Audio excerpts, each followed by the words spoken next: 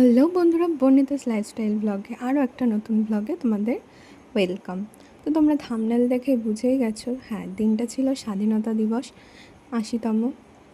তো এখানে দেখো আমাদের পতাকা তো ছিলই, তো পতাকাটা সকালবেলা নিয়ে যাওয়া হচ্ছিল ছাদে।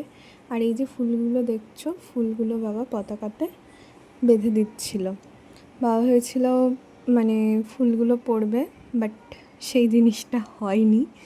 যাই হোক, এখানে দেখো বাবা পাঁচিলে উঠেছিল, বাট ফুলগুলো তার আগেই পড়ে গেছে।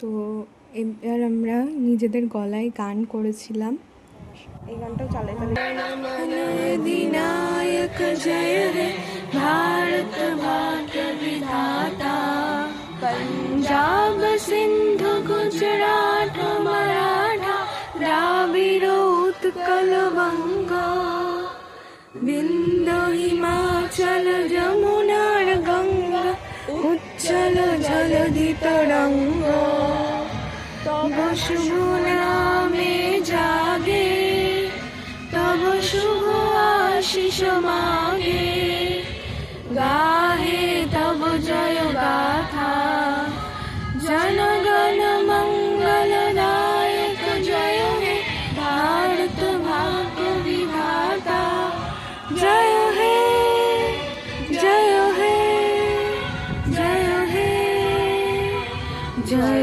जय जय जय हे। তো আমরা জাতীয় সঙ্গীতই গেয়েছিলাম। আর এই দেখো কত সুন্দর পতাকাটা উত্তোলিত হচ্ছিল।